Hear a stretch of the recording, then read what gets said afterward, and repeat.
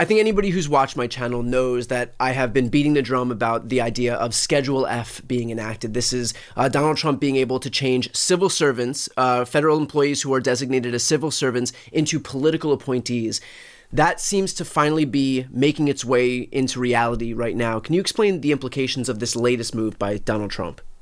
Yeah, it could be devastating to the federal workforce. I mean, Schedule F is something that was in Project 2025 that you, as you point out, beat the drum about. And, all the Republicans in the Trump campaign were like, Schedule F, huh? No, it doesn't ring a bell. Well, Here it is. It's now become a reality. And what they are going to be able to do if they pull this off, and that's an if, but if they pull this off, they will be able to replace, by their estimates, 50,000 career civil servants, people who have protection under the civil service laws. They'll be able to replace them with Trump lackeys, minions, and sycophants.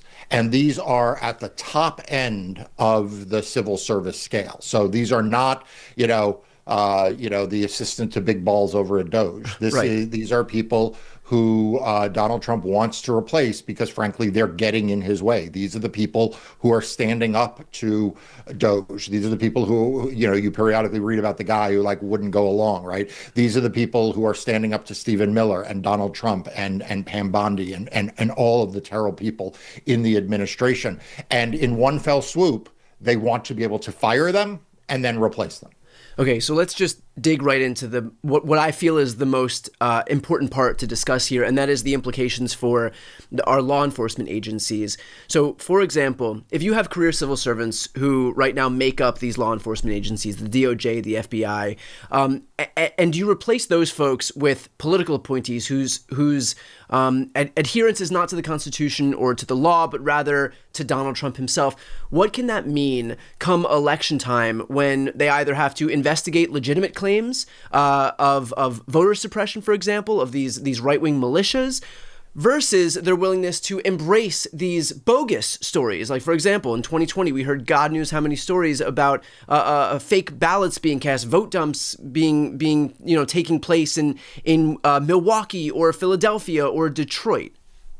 Yeah, look, this is all very dangerous, and I wish I could tell you that it won't have implications until we get to that point in 2026. It's going to have implications from day one. I mean, the fact is you have this two-part pincer movement that's already taking place, which is you have Elon Musk emptying out the federal government, using the tactics that Doge has. This now will be an additional accelerant on top of that, targeting people. So this is already a problem now. We are already watching as the priorities of the Department of Justice have shifted and have embraced election denialism. We already have an attorney general who's an election denier. We already have Harmeet Dillon in place in the head of the Civil Rights Division, which oversees voting, that has withdrawn, according to Democracy Docket, 7 cases that were aimed, as you say, at preventing voter suppression. They've basically backed away from those. Yeah. And the bad stuff is now going to come. So what Schedule F does is layers on top of that. So I don't want people to think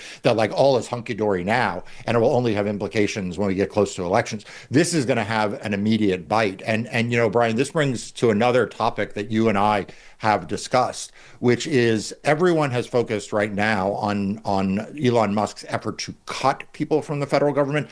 This is clearly, though, Schedule F is part of an effort not to cut headcount, but to replace headcount, right? Like we talked about the fact that they did away with the public integrity section almost in its entirety.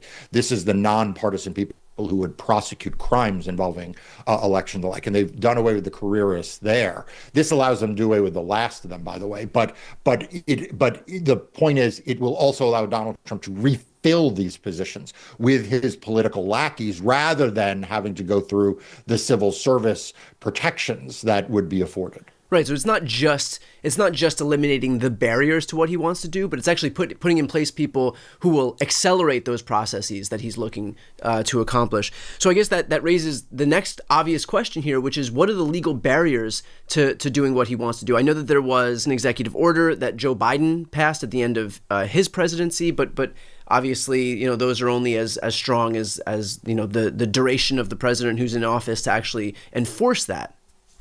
Yeah. So I mean, one of the problems that we have right now is with anticipatory obeyance. People are obeying these executive orders even before they have teeth and even before they are ruled whether they are lawful or not. I mean, the fact is, the majority of the executive orders that is coming out of the White House and the other policy actions that we see from DOJ and the like, they're being challenged in court, and the people challenging these executive orders are winning. Right. But what's happening, Brian, is that people are obeying in advance. So what will happen, I fear, is they will say, here's Schedule F.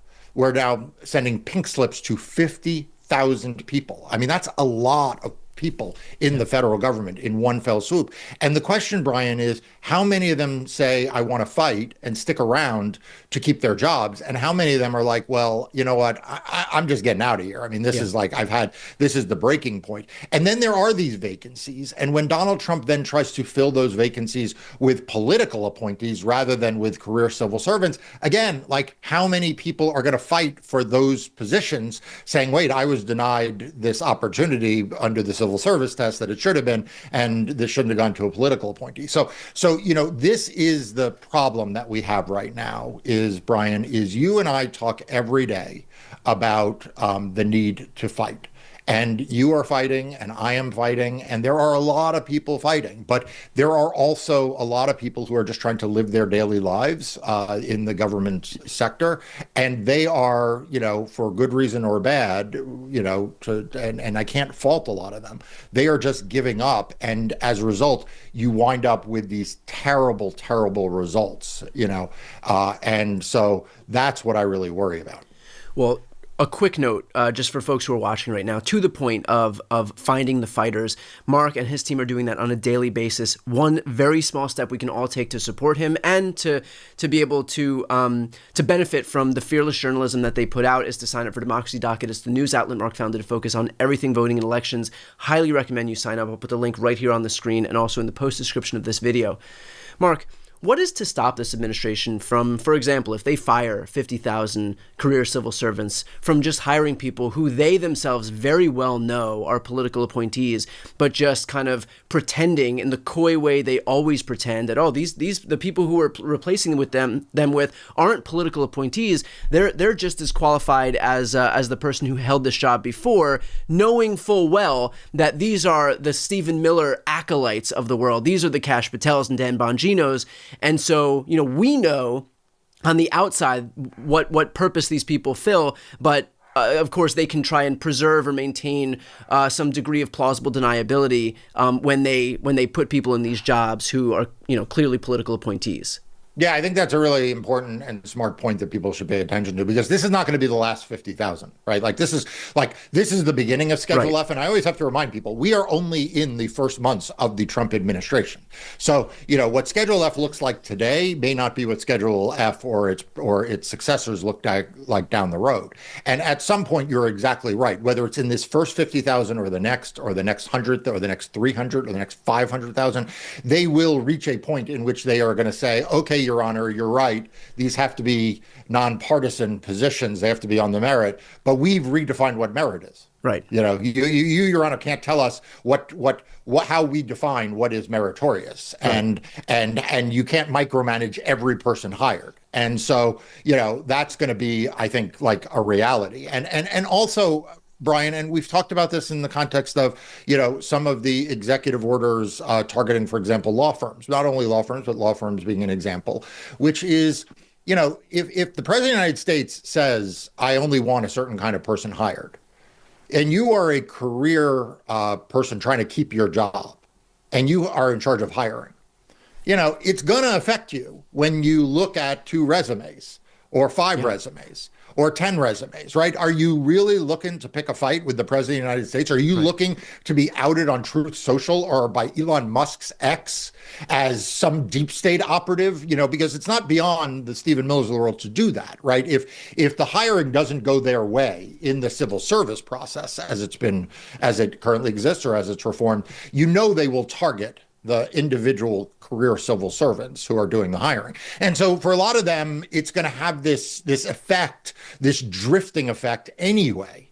And that is how, autocrats win. That's how autocrats gain power. That's how autocrats stack the government with their loyalists. Some of it's through the blunt force of things like we're firing people. Some of it is through the soft power of trying to get people to resign, who are, who just don't want to fight anymore. And then a lot of it is just by creating this momentum within the bureaucracy to please dear leader. Right. And so this is going to be a big struggle for democracy. This is going to be a big challenge for a government on the merits, because Donald Trump doesn't want government on the merits. I think what you said is so important about how this is only the first 50,000. And we know full well, because we've seen this pattern emerge from the Trump administration where, okay, they go after a couple of law firms, and then that couple turns into 5, which turns into 10, which turns into 15. And so clearly the thing that you and I have spoken about quite a bit is the importance of pushing back right now, immediately, before we get to a point where Trump then feels emboldened because he recognizes how easy it is to own people in this space, how easy it is to win in certain fights that he's picked. And that's why, by the way, and I know that we've beat this drum so many times, but it's worth reiterating here, that is why it is so dangerous for the Paul Weisses of the world, for the Jeff Bezoses and Mark Zuckerbergs, for the ABC Newses, everybody who opts to capitulate to Trump because they think it'll make their lives just a little bit easier, make the entire space more dangerous for everybody, because their weakness basically shows Trump that there's blood in the water and that he has carte blanche to just barrel ahead and do this not just with law firms, not just with tech companies, not just with news outlets, not just with universities, but now we're seeing right here with the federal, the civil servant sector itself. And so can you speak about that issue in particular, this idea that, yes, he's just targeting 50,000, and it doesn't feel like a lot of people when you have hundreds of thousands, if not millions of people who comprise the broader career civil servant sector in the federal government, but this idea that he's not going to stop with the first 50,000. Yeah, look, courage is contagious and cowardice is contagious. And we have seen courage be contagious. I mean, look at the lawyers who are in court fighting every single day. Yeah. That has been contagious. You've seen lawyers volunteer and want to join organizations and law firms doing that work. But cowardice is contagious also. I mean, you mentioned, it wasn't just that one legacy media billionaire capitulated. Once one did, they all then followed suit and they all got into a bidding war. Yeah. It wasn't just when Paul Weiss capitulated. Sure, it was the first one, but then it set off a bidding war. Paul Weiss, for its capitulation, gave $40 million of free legal services to Donald Trump's causes. By the time we got to the last one that capitulated, that number is up to $125 million, right? So cowardice is also contagious. And the risk here is that, you see the 50,000 who are replaced under Schedule F. You see the DOJ purging and emptying of the government. And what that does is that just creates a snowballing effect, that the next round of government employees think, well, what's the point of trying to fight? He's going to get me eventually. He's going to get me through one process or another. And so I might as well just leave. And I'm not going to say that those people are cowards like the law firms, because they're not. But it is a contagion that spreads. And I'd add one more thing. The contagion also spreads in the tactics that he uses. I mean, a lot of the tactics that we saw in the first days, the legacy media and everybody were decrying. Where are they? Where's the outrage now? Yeah. Where's the outrage over Schedule F? We had a lot of, we saw the legacy media, cover when DOJ was doing the so-called voluntary retirements. Remember that illegal scheme?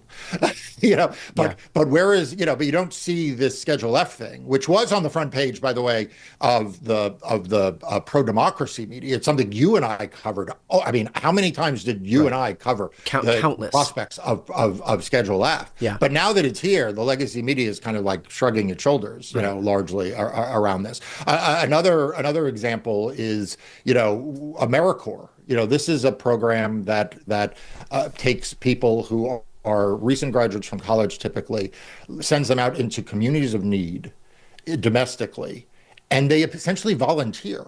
I mean, it's literally like a volunteer program. They get a very small stipend from the federal government, but they largely volunteer at the state and local level to help make America's, poorest communities and hardest hit communities safer. One of the things they get, Brian, for being in AmeriCorps is you get preference into hiring into the federal government after AmeriCorps is over. Yeah. So now they have disbanded AmeriCorps. It both deprives communities of what they need. It also deprives this pipeline into the federal government, which plays into this whole thing about replacing who's going into the federal government. But you don't see, those are dots you and I connect. Yeah. Those are not dots you're seeing connected in the legacy media. They're barely covering any of this. Right.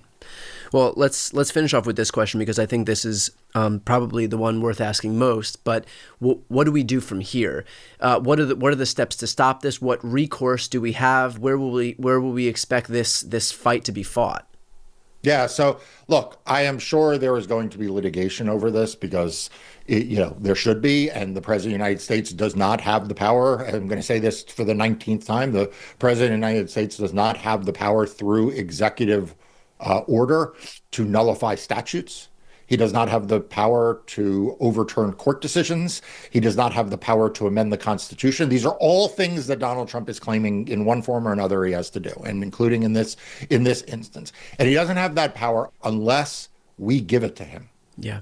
Unless the legacy media treats it as a debate, which they do. I mean, you can look at what they're saying about the poor individual who was sent illegally from Maryland to the Gulag in El Salvador. Look at the language they use. I think there was an article recently that said that in one of the big outlets that said that two pictures are being painted. What do you mean two pictures are being painted? Right. Like one of them is the facts, and one of them are the lies that Donald Trump and his administration It's like dispute explodes over 2 + 2. No, who could be right? Nobody knows. Right.